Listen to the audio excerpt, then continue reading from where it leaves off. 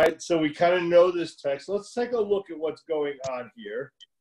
I'm going to begin I'm going to read the first text here, is just so we can go through. Adonai said to Moses, this is Vayomer Adonai, God does a lot of talking in the Torah. That's what he does. God said to Moses, instruct the people of Israel that in every generation they shall put tzitzit on the corners of their garments and bind a thread of blue to the tzitzit, the fringe on each corner.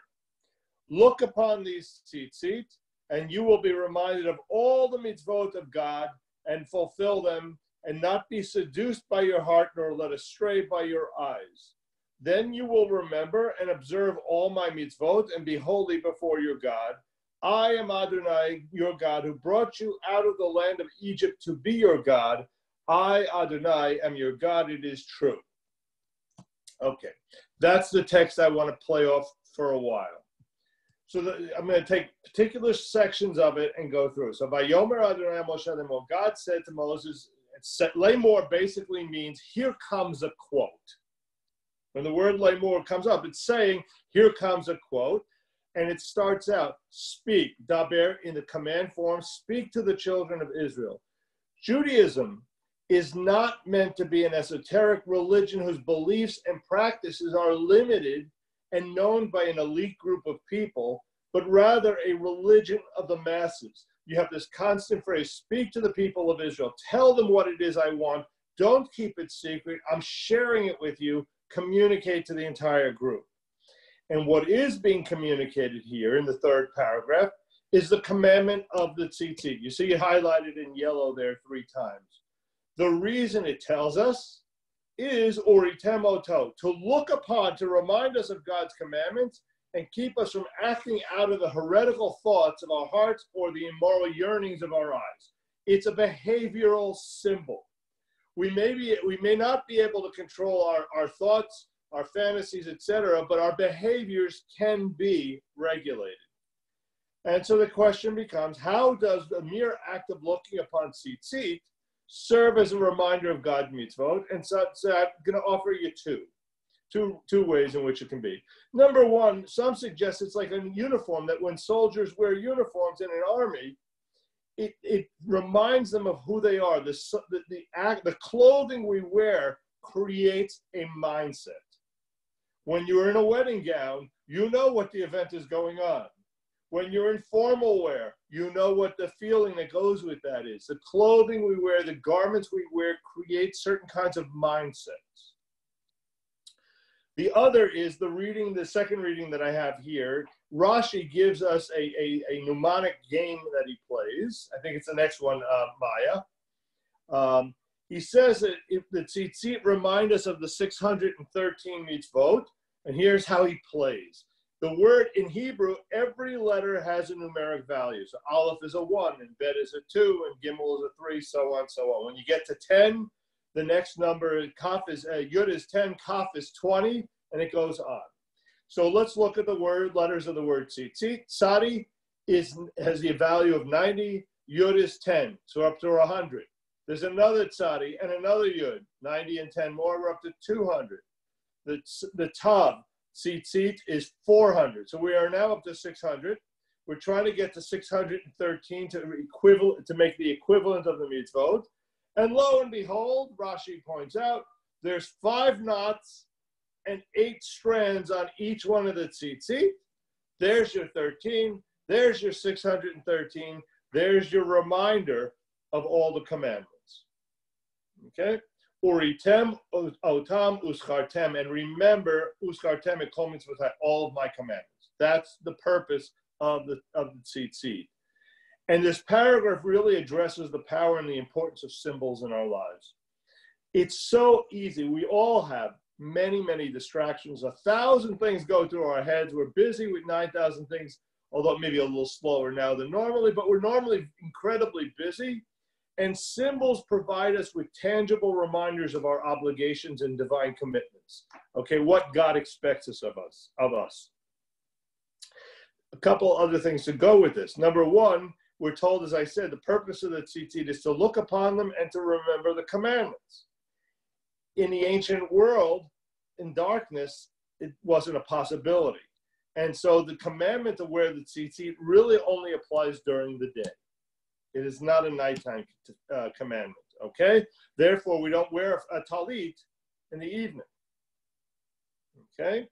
It's only really for the morning service. And for the mincha service, just so you know, the only one who wears a talit is the leader of the service, okay? But at least the talit is being worn. In the evening, nobody wears one. At each of the times that we get to the word tzitzit, I highlighted it in yellow on the text there. We say we kiss the tzitzit. It's a way of reminding us of what we're doing. There's also, I will tell you, one of the rabbis when I was at the seminary pointed out the word techelet, that in a sense, that tzitzit is this broad category, and an even deeper focus is the techelet. It's part of the tzitzit. And he taught me, and it's something I still do because it's something one of the rabbis taught me, is that instead of kissing the tzitzit on the second one, I kiss it on the word techelet. Now, I realize I'm probably the only one in the congregation doing it, but that may explain why if you see me doing it during services, you'll at least understand why. It's not radical. In the ancient world, it was not uncommon among the Near Eastern beliefs that garments in their world, particularly among the nobility in all the societies around the Israelites, were elaborately fringed. It was a common way of expressing nobility. This text calls upon all of Israel to wear these fringes. All right? So again, what we've done is taking what is reserved for the priests and the nobility and extended it to all of Israel. Daber al b'nei Israel, it is possession. Judaism is a possession of the entire people. It's a democratization process in which all of Israel is seen as a mamlechet kohanim, as it talks about in Exodus 19, a nation of priests. We are all our own priests in a sense. I also highlighted at the end of this paragraph the word emet. It is true. The tradition suggests that this word emet has a double function. It serves both to end the paragraph we're reading and to introduce the next paragraph. It's sort of a bridge, all right? I will tell you, I remember my first rabbi who I worked with was Rabbi Simon Potok, the brother of Chaim Potok, and I remember him teaching that when you say this, Ani Adonai Elohechem, he said it is forbidden to say it without adding the word emet, because otherwise what you're saying is, I am the Lord your God. Those are words that human beings should not say. What you do when you add the word emet is saying, it is a truth that this is what God is saying. Okay? So I always add the word emet here as a way of conveying that message. That's the third paragraph. I'm open to questions. Yes, okay. Shira, go ahead. What does the word taturu mean? Below taturu? Yes. It's essentially don't go following after. Don't chase after. All right? Oh. So it's a recognition that our hearts and our eyes pull us in directions. And lo taturu is don't give in to, don't follow up on that. Okay? All right. Anything else? Anybody else? Leslie. I noticed in the prayer book that paragraph ends with emes, and then the next psalm starts with emes. That's correct. So what the rabbis did, it really is that the next text begins with emet, and the rabbis borrowed it.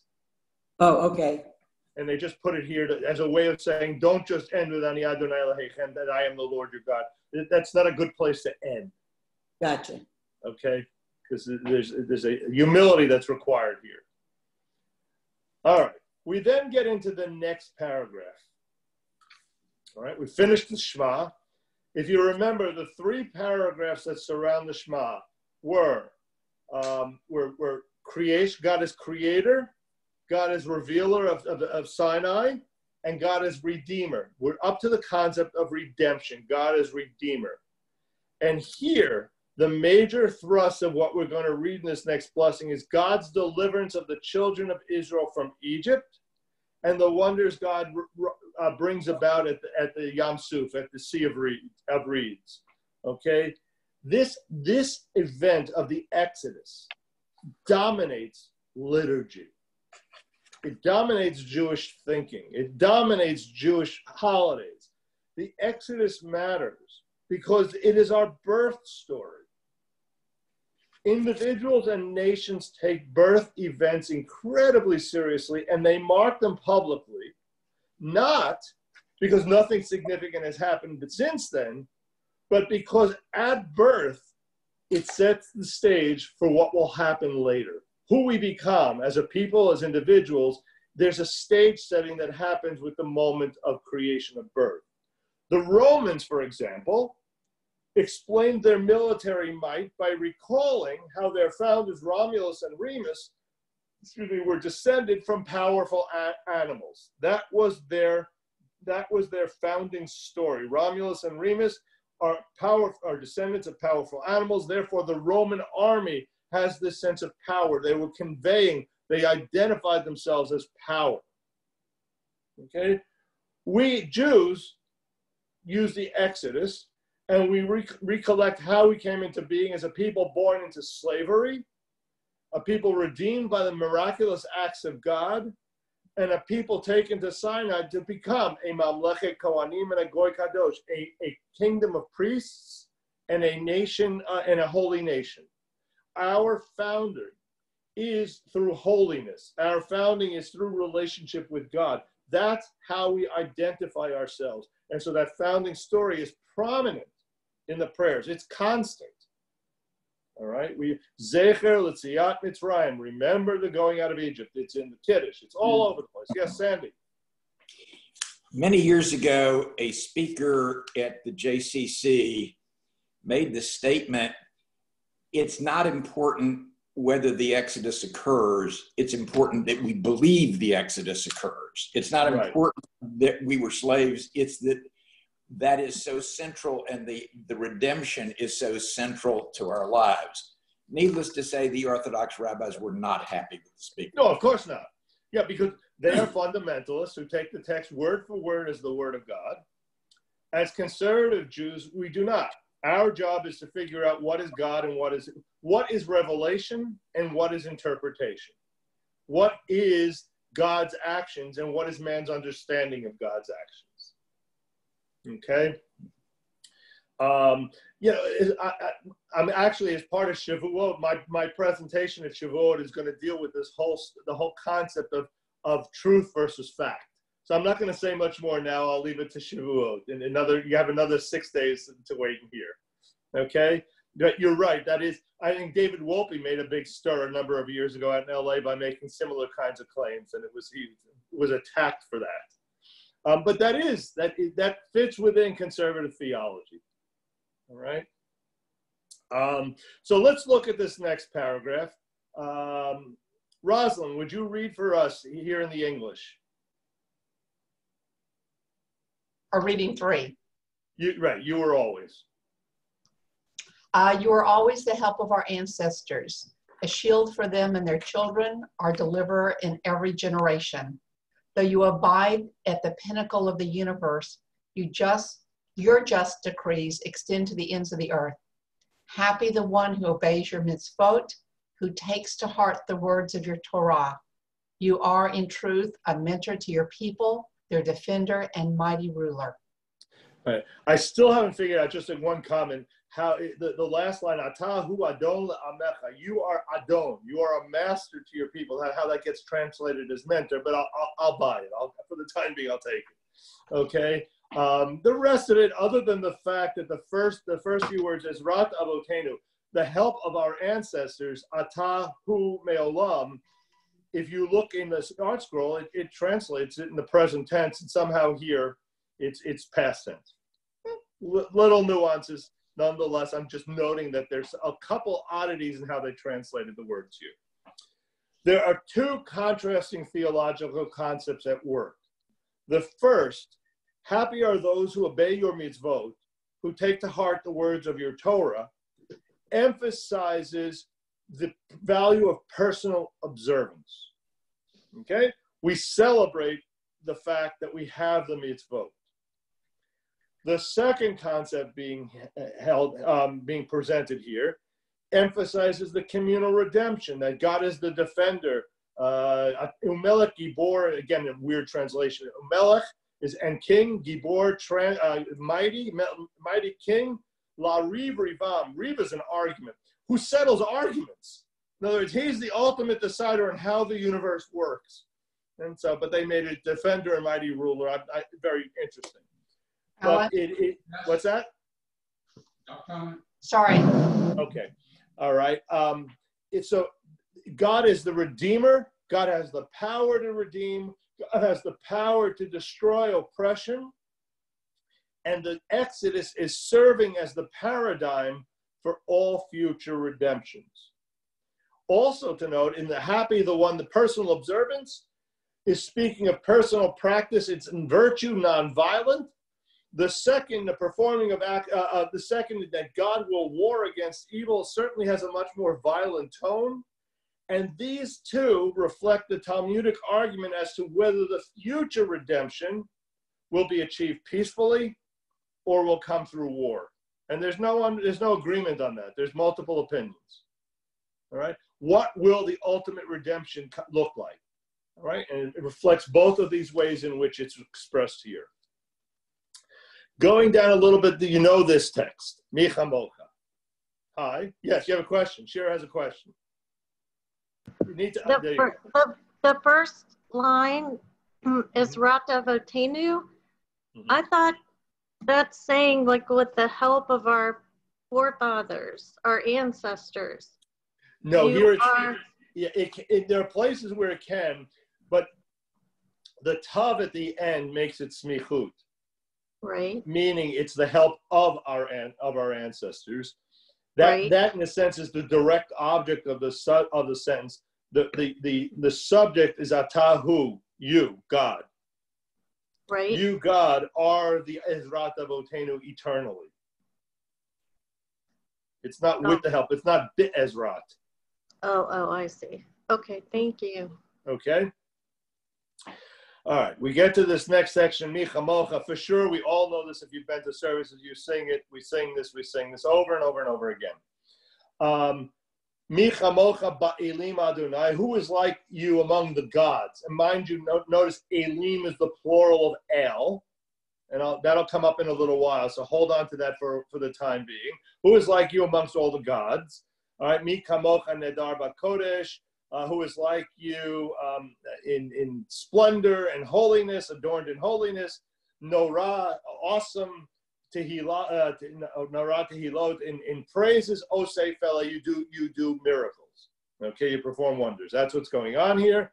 We sing that. That is directly out of, what's the story this is taken from? The crossing of the Red Sea. It's part of the redemption. So again here, we're reflecting back on the Exodus story. Okay? Then at the edge of the sea, what happens after they come through? The rescued, the Geulim, the redeemed, sang a song of praise unto your name. The song of the sea.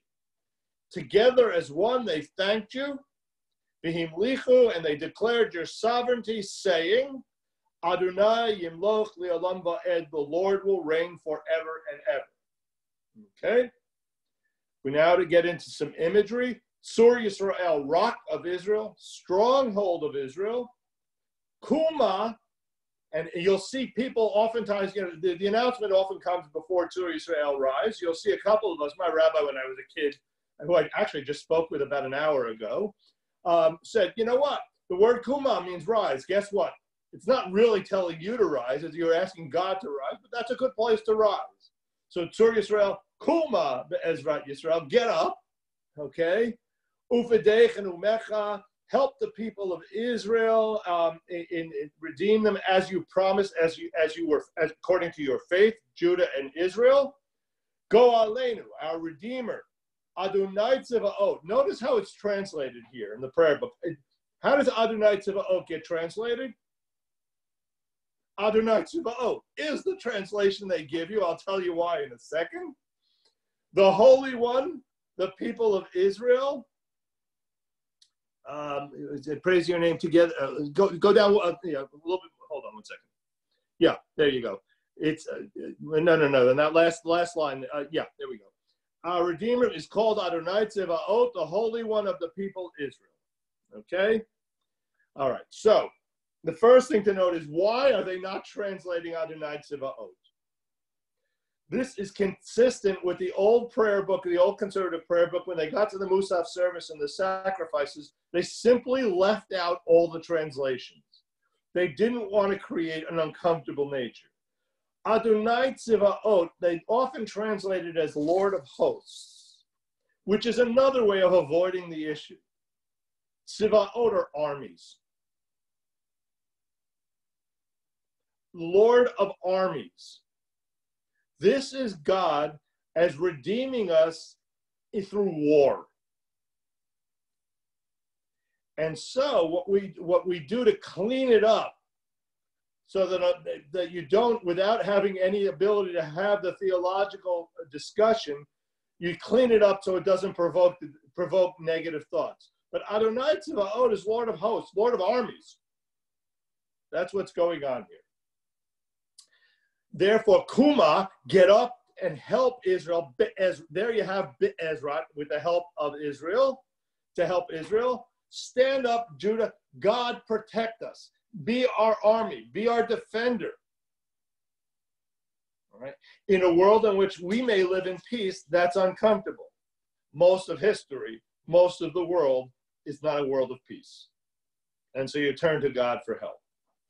The last thing I want to note is at the end of this blessing here, Ga'al Yisrael, who liberated, who redeemed, Ga'al is the word redeemed, who redeemed the people Israel, is in the past tense. Okay? The rabbis taught that when you say a blessing, you can bless God for things that have happened already, but you can't bless the possibility of something happening. In earlier parts of the blessings, you'll see comments about it, but never in that final blessing. The blessing that ends is always going to, if it's only a past tense event, it's going to end in the past tense. All right? And so there's this Ga'al Yisrael at the end. Hope as part of this blessing, at the part of the end blessing doesn't work for hope for what will be. Now I want to teach you one phrase, one word.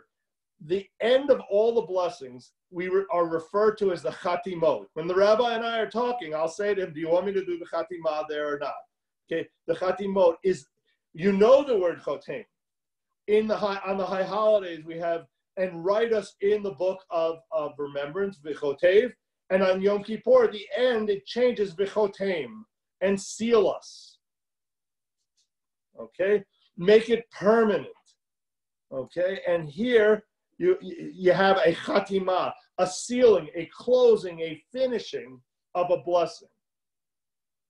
And so when we read in English a paragraph, I will often do the chatimah at the end so that we fulfill the obligation of saying the blessing. Okay. All right, so now you all know the word chatimah. Okay, welcome to the vocabulary. Yes, ma'am, Shira. I don't understand what you mean by Chatima.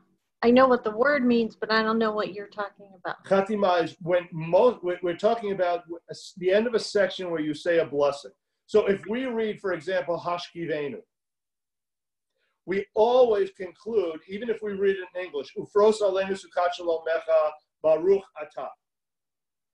That with that Baruch Atah at the end is the Chatima. It's the closing section that is required to be said. Oh. Okay? Okay. All right. Hope that helps. Yes, thank you. Okay, good. All right. Now, I made a mistake and didn't give you the text of the first paragraph of the Amidah. All right. So, I apologize to you. I'm gonna pull out a siddur. This is Baruch Atah, but I'm going to give you some background first. Together with the Shema, the Amidah and it's the Shema and its blessings and the Amidah. That makes up the core, those two components of every morning and every evening service. All right, the Shema and its blessings and the Amidah. In the afternoon service, there's no Shema, but you do have the Amidah. You cannot, I said this before, I think it's page 112. You have it, the Siddur. Hold on, let me take a look here. Nope, that's the Shema. 115. 115. There you go. Yeah. All right. As I mentioned before, a service by definition must include the Amidah. The Torah service is not really a service, it's an introduction to Musaf. The preliminary service is not really a service, it's an introduction to Shacharit. To have a service, you must have an Amidah. Amidah literally means standing. So you have a sense of what you would do for this prayer. But it also, this text has other names as well. It's often called the Shmona Esrei. Shmona Esrei means 18. And it's taken from the fact that the weekday Amidah originally had 18 blessings. Okay? If you look at the weekday Amidah, it's constructed with 18. It originally had 18. We added a 19th during a time of heretics. We added this blessing, V'lamal sheneim al tehi tikva. Don't give the heretics what they want. Nonetheless, even though there are 19 blessings, we still call it the 18. All right. In rabbinic text, it has yet a third name. In rabbinic text, it's referred to as hot tefillah, the prayer. When you say the prayer, you're getting a sense of the importance and the centrality of this text within the service. All right, so it's called the Amidah, the standing. It's called the Shmona Esrei, the 18, and it's called the hot tefillah, the prayer. The development of the Amidah is not 100%. We're not 100% sure of how it developed. It's shrouded in mystery. We do know that it goes back, at least in its formative stages, to the days of Persian rule in Palestine, which is somewhere in the 5th century before the Common Era, late 4th century, early 5th century. A period particularly lacking in documentation in Jewish history. So we don't have the good documentation of how it developed, but we know that's where it started. It's only after the destruction of the Second Temple in the late 1st century of the Common Era that the order of the blessings and the exact wording of the Chatimot, the blessings at the end, are established. Okay, so we know this is developing over a period of about 500 years and finalized sometime after the destruction of the temple in Mishnaic times.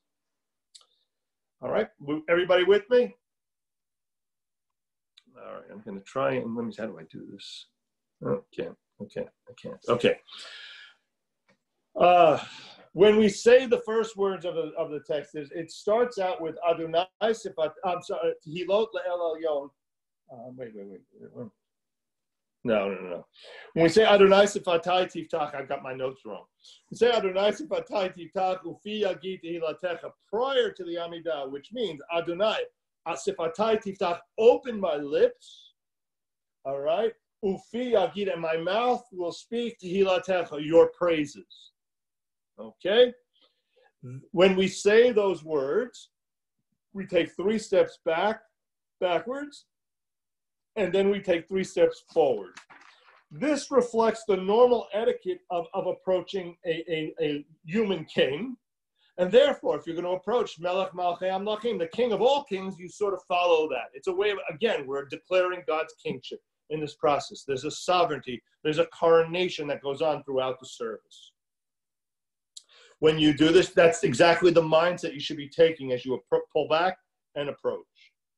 You stand once you get back to your place. This is critical. I want to push this on the congregation. One should stand with one's feet together, not moving, as if your feet are one. This is designed to indicate a number of things, but primarily that by lifting to say, I will have no desire to lift my feet to go anywhere else. This is my focus for now. Nothing else will distract me. It's kind of like covering your eyes, all right? The result was just to give you a sense, you know, when I did the high holidays in Dallas, I would stand with my feet together for the Musaf Amidah for the high holidays. The rabbi gave his sermon during Musaf. I stood there the whole time. If somebody came up to do a reading, I stood there with my feet together. I did not move for about 2.5 hours. Okay? It didn't matter what else was going on. If there was going to be an interruption, like a sermon or something like that, that didn't give me permission to move. Leslie, yes, ma'am. I remember when Chazan Stephen Berkey was our cantor. The first time I saw him doing this with his feet together, he also hopped to turn around so that his feet would not be, I've never seen that before. Right, I do that too. I do that too, so that when you face the ark for the Aleinu, or the Avodah service in Musa, on Yom Kippur, how do you get from facing the congregation to facing the ark? You can't move your feet. So you can't separate your feet. So you literally hop to turn around. And that's why, by the way, they send people up to help you get up. Try keeping your feet together and getting up. It's virtually impossible. So they send people up to help you. Yes, Leslie. I thought I had heard at one time that, and I forgot which prophet had seen this image of God, that the figure was standing on one leg. Right. There's also a midrash about the angels praying on one leg as well. Right. And so there's a recreation of that. That's all. Right. So what you have here are multiple explanations. One a little bit more esoteric and one a little more down to earth. And both work. All right. So you stand with your feet together from the moment you start Baruch Atah until you finish the private Amidah. Okay. And then you can sit down. After Oseh Shalom, you can sit down. Now, in a normal Shabbos, that doesn't take very long. When you get to Yontif, it's quite an experience because there's all these other things going on, the readings and sermons and everything else that get in there, plus all the extra text. You know, all right. So the other thing to do is you lower one's head. If you know the text by heart, you close your eyes so that you're not seeing anything else. You'll see Rabbi Teller will put I see Betty, I'll get to your question. He'll cover his head with the talus to block out anything that might interrupt him. All right. If you don't know it by heart, you read it from the Siddur, but you do not take your eyes off of the text.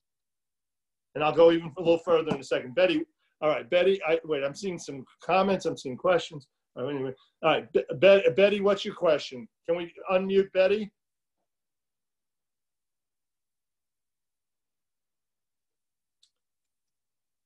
Maya. I'm sorry. I didn't realize I was muted. No, I said, if it's okay, we can wait until the end. I don't want to interrupt you now. Is it about this particular topic? No, it's from before. Okay. All right, then hold on to it till the end, then I'll take the question. Fair enough. Okay. So in terms of where we face while we're standing with our feet together, the tradition is you face in the direction of the land of Israel, which generally we do east. If you're in Israel, you face Jerusalem. If you're in Jerusalem, you face towards the Temple Mount. Now, normally, the Aron Kodesh in the sanctuary is generally located so that when you face the ark, you're facing the proper direction, which is usually east. But I need to tell you, this is not halakha. This is not law. This is simply custom. Okay? Many synagogues do not face east, and there's actually an alternative opinion in the Talmud that says you should not face east, but rather southeast, because if you face east, you give the impression that you're worshiping the rising sun. And I will tell you that in Dallas, they made one of the most horrific mistakes they ever could have done for the future of the synagogue I was in. A local church that had a sanctuary that could hold 4,000 people was willing to sell them the building for 1/3 of 30 cents on the dollar. It had 400 classrooms. It was huge. And they could have sold their property and bought it for equal dollars because they were selling it for 1/3 on the property. And they chose not to buy it because the sanctuary didn't face directly east and they didn't want to spend the money to upgrade it. Elliot Kirshenson and I were having heart attacks. And the rabbi was saying it's not necessary. Nonetheless, there's this heart thing about facing east. It's not necessary. Okay? It is the tradition. It is minhag. So my answer, buy the building and 20 years from now, raise the money and you'll turn it east. All right. All right. So that tells you that it is custom, not law. The Amidah should be said silent when you're doing it silently, said silently to oneself, but you pronounce each word to yourself, with your lips. And we're following the example of Hannah in the Bible, who's described as saying, she spoke in her heart, only her lips moved, but her voice could not be heard. And by the way, the priest then come in and see this and think she's drunk. All right? But it's the ultimate form of what is real devotion of prayer, speaking it with your lips, but not being heard. And here is also key. So we're establishing all these customs that go with it. You may not permit yourself to be interrupted during your recitation of the Amidah. Should somebody pass by, even an important person, if it is the rabbi, pass by and greet you, you are not allowed to interrupt by returning his greeting. You're not even allowed to acknowledge his existence by nodding, because then you're taking away from God in process. Okay? Only if there's a grave emergency, and this is, by the way, this is out of the Talmud Mishnah Brachot. This is not Mark Levine speaking. This is Mishnah. You only in the gravest of emergencies. So the example they give is if David the Melech, if King David were to come and approach you and say hello, you cannot respond. If a foreign king comes, you may, because your life may be in danger if you don't. Okay? So if you're doing the Amidah and I approach you and you don't nod, you don't recognize my existence, I will not be insulted. Okay? What makes it very interesting is because when people stand up, most people then assume I can sneak out. It's the easiest time for me to sneak out or sneak in. Everybody's standing, I'll be less obvious. But to the contrary, that's the one time you can't do that. Recognizing the possibility it can happen, if you watch me when I do the Amidah, I move into the aisle and I move next to a pew so that anybody who wants to enter into or out of the aisle, I don't have to move. Okay? It's my way of saying I want to fulfill this. At the same time, I recognize not everybody knows what I'm doing. Sarah, I think, Sarah, I saw you had a question. If you greet the foreign king, then you start again from the beginning. You know what? I don't know the answer, but I think what it is you do is you start from the beginning of the blessing, this 13 blessings in the middle, this 19 blessings. Or in Shabbat, there's 7. You restart the blessing that you're doing, the one particular blessing. So you don't go back to the entire thing. If you're in the 4th blessing, you start the beginning of the 4th blessing again. I don't believe you go back to the beginning of the entire text. I know if you make a mistake, that's what you do. You go back to the beginning of the particular blessing you're reading. Okay? So I'm projecting and guessing that would be the same logic. All right. So let's keep going. Usually, so there are weeks I finish in 50 minutes. I'm looking here and I'm not halfway through my notes. I'm not sure. It's bizarre. Okay. Usually in a traditional synagogue, the congregation stands, and we do this for Shacharit. We recite the Amidah in silence, doing a personal Amidah. And afterwards, the Shliach Tzibor, the person sent by the congregation, its representative, repeats the Amidah. You'll hear me use the phrase, the Chazarat. Hashatz, the repetition of the Shatz is Shliach Tzibor, it's an abbreviation, repetition of the leader. The Talmud provides a reason for repeating it. There was an assumption, again, most of us have prayer books in our hands. Until 400 years ago, that wasn't a possibility. Every book that was written, somebody wrote out by hand. It's a printing press modern renovation. the rabbis felt that everyone had to be able to fulfill the recitation of this core prayer, even if they didn't know it. And so people would say it silently, and then the repetition would happen, and those who did not know the text could fulfill their obligations by saying Amen to each of the blessings that were said. So it was a way of being inclusive of those who didn't have the knowledge. Okay?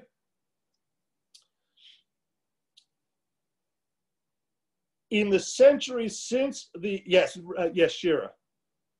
Are you going to talk about what happens when the rabbi does it all or the leader does it all together? Yeah, now that's where I'm going, the Hechi Kedusha. Okay. Yes. Okay. So since the printing press, most people have a copy of the text in front of them. Okay? And so over when we repeat the Amidah, if you've ever been to an Orthodox synagogue, you finish the Kedusha and chaos reigns. People start talking because they've done the Amidah and they don't need to fulfill their obligations. And so they just chat, and it's chaos. Okay? And people are tempted to talk. Their minds wander. The discussion from the Kedusha on tends to be the stock market, the sports page, or whatever else it is. It certainly goes away from God. As a result, over the last few centuries, since the printing press has become a reality, the rabbis introduced a new model in which we do what's known as a Hechi Kedusha, sort of a half model here. We eliminate the need to repeat the entire Amidah. The reader starts with the first two paragraphs, Baruch Atah and Atah Gibor Le'olam Adonai. And then what the whole purpose of this is that the community can say the Kedusha together. Because when you are reciting the Amidah silently, you skip the Kedusha. It is only to be done together with a community. And so what they did is they enabled everyone to say Kedusha, and then either in the silent mode, everybody then starts talking, or we do it together and then continue on from there silently. So we've done that, which has to be done communally, Kedusha together in both models. Does that make sense? Shira? Yes, but this is what happens. That there are some people who are not saying it with the leader, mm-hmm. and instead they're saying Amen all the time. Right. Oh. Yeah, I'll tell you what. So Ron is one of those. Yeah. Andy Hoffman is another, and I'm the third. It tells me they understand what's going on. Right. So why? Because technically, the first two blessings, when we're repeating the Amidah in Musaf, and the rules for Shachrit are different. I'm not going to get into that. I'll confuse the living daylights out of you. Okay. In Musaf, the leader only is the only one who is supposed to say the first two blessings until you get to Kedusha. Everyone says Amen to his blessings. In the conservative movement, there's become somewhat of a sing-along. Now, until I came to Brit Shalom, I had never heard anybody sing the first paragraph with the leader. The only time people sang along was from Michal Kel Chayiman. I had never heard that. And I've been in 5 synagogues in my career as a leader. I've gone to shuls all over the country. I've never heard people sing. As a matter of fact, I used to vary the melody of the first paragraph because it wasn't something people sang. I would do Baruch Atah Adonai. That's not usually sung in most congregations. Brit Shalom, for whatever reason, that's sung. But the tradition is you don't. And instead you say Amen to the blessing. And then what? And then they go back and start at the beginning. Well, that's no. You're talking about when we do the Hechi Kedusha? Yeah, right. In Musaf, right. That's correct. Then when we finish Kedusha, if you, again, watch me, and we do Musaf, well, particularly if we're in the sanctuary, which is, some building we used to pray in, the sanctuary, right? You will see me after Kedusha, then go back and do those two blessings myself. I step back and you'll see me bow. After Kedusha, I start over.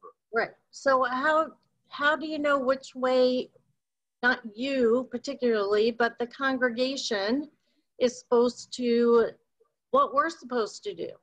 So Because most people are, as you say, singing along, but then you'll talk to people who will say you're not supposed to be singing along. All right. So I'm not going to tell you you're not supposed to, and I'm going to tell you the rabbi encourages people to sing along. He's the Mare D'Atra, and that's the end of the discussion. Okay? I can tell you that in the traditional model, there's no place that it says it's forbidden to sing. We're not breaking the law. It's just a different tradition. And one of the reasons why one might encourage people to sing along, and I get this, and I do this in a number, I add a lot of congregational singing for a very deliberate reason. People in the congregation who don't read Hebrew well will know the parts that we sing. And I'm equipping them with the language by doing that.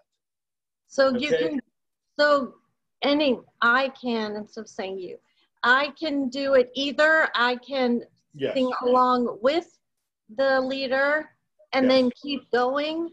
Right. You can sing with the leader and keep going, or you can say amen to the blessings, do Kedusha, and go back and do it yourself. Both models work. Okay. Thank you. You're welcome. All right. Those are just traditions. I haven't even gotten into the text itself, and I'm debating where do I go with this and how do I even. All right. Let me tell you that the Amidah, all Amidot of the year have the exact same structure. Whether it is weekday, it's not there. I don't think we're there anywhere near that, Maya. So, all right. Same structure. The first three blessings are always blessings of praise. Ata, Gibor, I'm drawing a blank. Ha'el, Hagadol, Hagibor, Vehanara. You are a great, mighty, and awesome God. You're amazing. Okay? The last three blessings are blessings of thanks. Modim anachnu lach. We thank you. We begin with blessings of praise. We end with blessings of thanks. And what happens in the middle will tell you where you are. So on a weekday, there are 13 bakashot, 13 requests. We ask God for wisdom. We ask God for the opportunity to be able to, for tshuva. We ask God for a lot of things. All right? On Shabbat, the rabbis felt that that was not appropriate to the mood of Shabbat to make requests. And instead, on Shabbat, Rosh Hashanah, all the festivals, they got rid of the requests and instead is a blessing that reflects the theme of the day. So on Shabbat, you have one blessing. It starts Yismach Moshe. It starts Moses is happy with his portion as a servant of God. And it goes all the way down to Mikadesh HaShabbat, God who sanctifies Shabbat. Okay? On the holidays, we have Melech al Kol Haaretz, king, again, the emphasis of God's kingship. All right? V'yom HaZikaron, V'yom HaKippurim. It's one, there's the blessing about the day. Now, on the high holidays, it's also a little, on festivals, it's also one blessing. The high holidays on Rosh Hashanah, you have three. And Yom Kippur, you have one incredibly long blessing. Okay? The length of the service is really about that middle blessing. What's going on between the first three and the last three blessings? That is determining what's going on. And again, this was introduced in the first, this absolute structure was introduced by Rabban Gamliel in the 1st century after the destruction of the Second Temple in Mishnaic times. I want to do one more phrase. I thought I was going to get much further. It doesn't matter. We have no deadline, so we're in good shape. We'll keep going on into the summer. All right? I want to deal with this phrase, Adonai S'fatai titachu fi yad hilatecha. God, Adonai, open my lips so I may speak your praise. It is a direct quote out of the book of Psalms, chapter 51. The concept here is we commonly think that prayer happens solely at the initiative of the person who is praying. What they're conveying in this message is it's twofold. We have a role in it, but unless God enables us to opens up those communications and the possibility of communication, it's wasted time. God has to be a willing recipient. God has to open our lips in a way that we can be heard. And so there's dialogue here going. All right? If one brings to the table ill intent, God's not listening. For certain, he may be listening, he's not paying attention. How's that? A different way of phrasing it. For prayer to work, God has to want to help us pray as much as we want to pray ourselves. Now, you'll notice that the verse, if you have a text in front of you, is printed in small letters. Okay?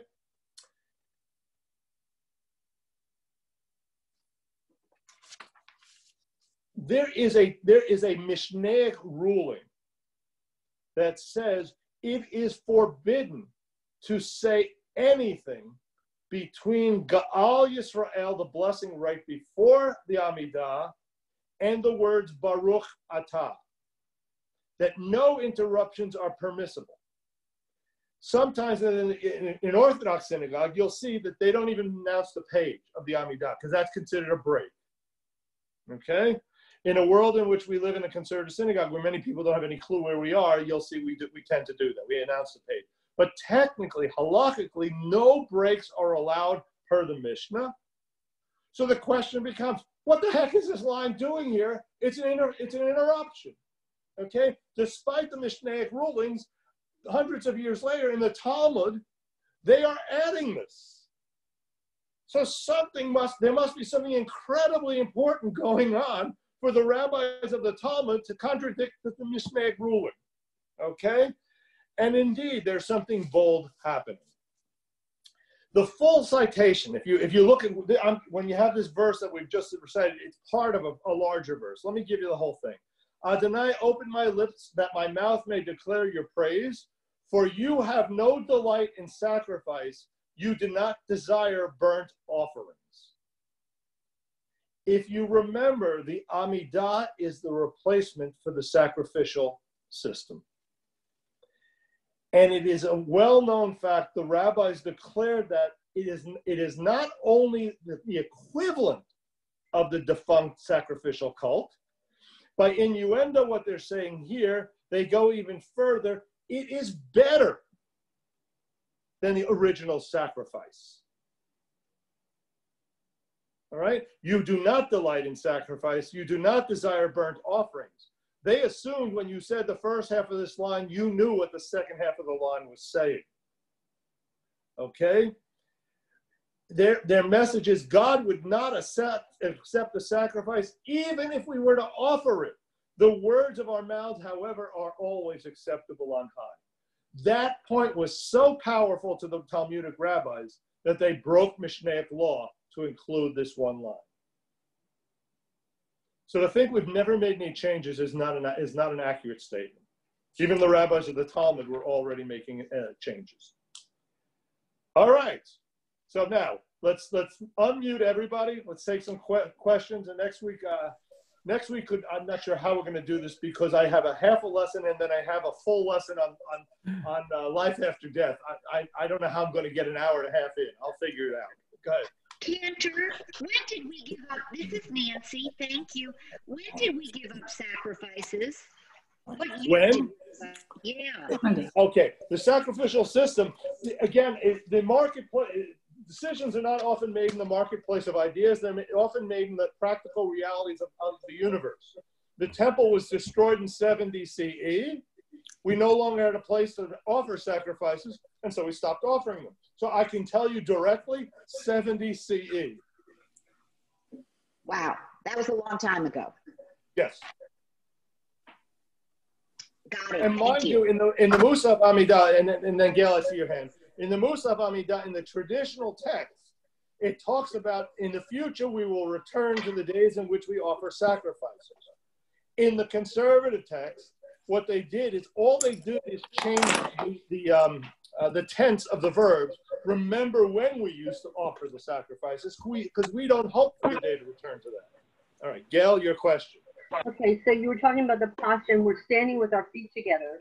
Right. And we say the first three words of the Amidah, Baruch Atah Adonai, and we bow, and then we come up. Why do we do that? I've always wanted to know that. So one of the ways in which one shows submission or recognition of a kingship was to bow. Okay? So again, remember this is a constant coronation. It's a constant recognition of God's kingship that plays out in the service over and over and over again. So we bet Baruch, the word Baruch, praise, it comes from the word berech, knee. So we bend the knee. Anata, you bow. But you're supposed to stand up before Adonai. We say the word Adonai, because the rabbi said from the Ash, they took a line from Asher, Somech Adonai L'chol Anofim, that God raises those who are fallen. That God is the source of being able to stand up straight. So when we say God's name, we stand. And I've seen people do the following. When they sing it, Baruch Atah Adonai, pause, so they have the chance to stand up. Okay, thank you. May I ask the question now? Yes, Betty, go for it. Okay, so it's a concept question, I guess. So we place so much emphasis on where we came from. You know, it's like a constant reminder. Why not think that sometimes people may come from a certain background, but yet it is what they do with their life that should count. So why not place emphasis on the later, what they do themselves, not necessarily where they came from? Okay, so I have a couple responses. One is the prayers again are in the plural. I'm sorry, I couldn't hear that. The prayers are in the plural. Again, yes. We don't tend to focus on individuals and individual achievements and growth. We tend to focus on the collective. All of our prayers are in the plural, okay? In Jewish history, unlike Protestant thought and American thought, where the individual rights are critical, that is not a Jewish concept. A Jewish concept is the smallest unit is the community. What is best for the community overrides what is best for the individual, okay? That is very, because we live in a nation that is Protestant driven, that it goes against all that is American, okay? But it is the Jewish way of thinking. You could be, if you go back, if you didn't live the ways of the community in Europe, what happened? You got excommunicated. You were trying to be different. We have no place for you. Okay. The second thing I'm going to say to you is group identity is often formed through two things. One, the early formative stories that we tell ourselves about our founding, and ultimate belief in where we are going, the end of days. What's the ultimate goal? Those two are the two things in almost every society that bind the people to a community no matter what happens in the interim years. What are our hopes for the future, ultimate hopes, and what is our founding story? That's what binds us together as a people. Now, on an individual level, should we be focused on what we do with where we, from the moment of birth? Absolutely, Betty, you're right. But what binds me to the community is not what I do, but that in some sense we were all there at Sinai. That's why the rabbis were so strong in saying everyone stood at Sinai. It's a binding, it connects us as a people. Does that make sense, Betty? Yes, thank you. I have to think it through. Good, that's good. That's the whole point here. Anybody else have a question? No, very good lesson. Very good. Thank you, thank you, thank you. We will continue on with the Amidah next week. In general, do people have a time limit? No. No, not usually. Sometimes. No. All right. Sometimes. So next week I may go long, is what I'm telling you. Okay? Because what I have is a half hour left over from this week, and next week's lesson I can't break in the middle. If you tell us ahead of time, like plan for an hour and a half, or plan for an hour and 20, that'll work. Yes, an hour and a half is probably fair. And the subject matter is life after death. So I promise you, I will have your attention. Thank you. All right, everybody. Have a wonderful week. A good Shabbos. Good Shabbos. Good Shabbos, everybody.